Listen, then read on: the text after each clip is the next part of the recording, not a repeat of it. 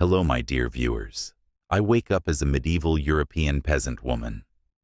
The wind pushing through the ruins of my reed-thatched hut pierces straight into my bones. I look at my 3 children lying on the straw. The smallest is only a few months old, weak, painfully fragile, as if the world has not quite decided whether to keep him. His breathing is uneven, trembling in the cold air. Beside him, 5-year-old Elric sleeps with one small hand stretched toward the baby, as if even in dreams he is trying to protect him. At the edge lies Matthias, 11 years old, yet the expression on his face does not belong to a child. Even in sleep, he looks alert. I am a mother. And in this village, being a mother means waking up to war every single day. Our village lies somewhere in the north, where winters stretch endlessly and the soil yields crops only after a struggle.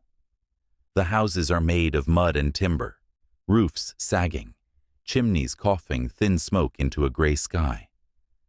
But poverty is not our heaviest burden. The church is.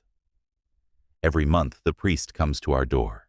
His black robe moves with the wind, his face carrying that same expression, mercy mixed with quiet superiority.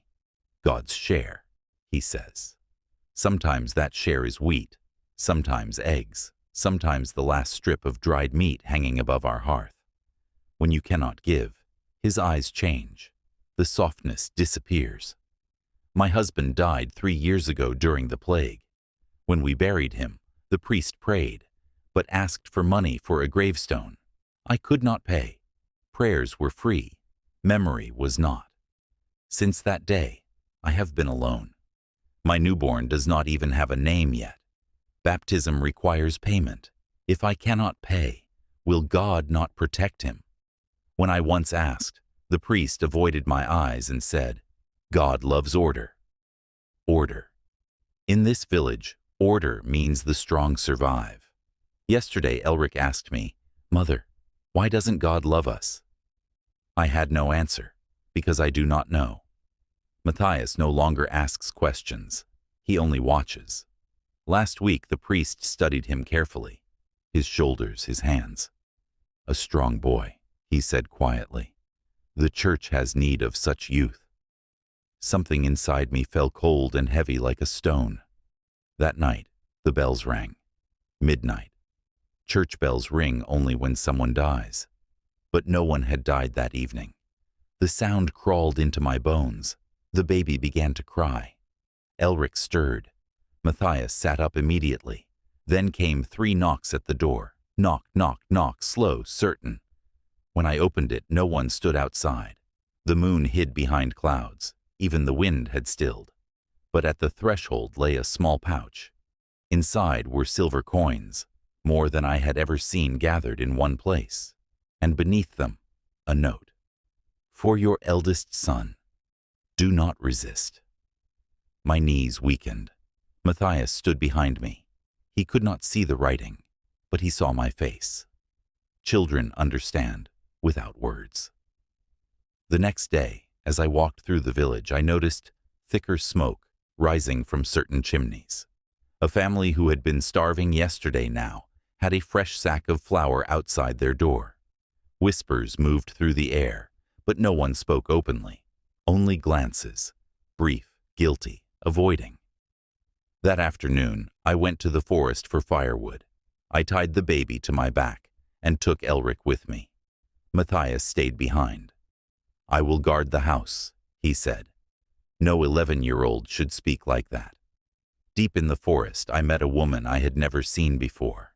She was old, yet her eyes were sharp and clear. She spoke as if she had been waiting for me. They made you an offer, too. My throat tightened. I did not answer. They give silver, not gold, she continued, because hope is expensive, but conscience is cheap. Elric squeezed my hand. The woman looked down at him, then back at me. You have 3 children, she said quietly. One will be chosen. For what? I whispered. She turned her gaze toward the hill where the church stood. Not for God, she said. The wind swallowed the rest. When I returned home, Matthias was gone. The door stood open from the inside. The straw was scattered. There were signs of struggle, but no blood. Elric began to cry. The baby was too quiet, far too quiet. I ran to the church. The priest met me at the entrance, surprise carefully arranged on his face. "Is Matthias here?" I demanded. "No," he replied softly. "Perhaps God has called him to another path." From above, near the bell tower, came the faint sound of footsteps on wood. The priest looked directly into my eyes. "Sometimes sacrifice is necessary," he said, "for the sake of the others." When I returned home, the pouch of silver lay on the table. I was certain I had hidden it. That night, the baby's fever rose.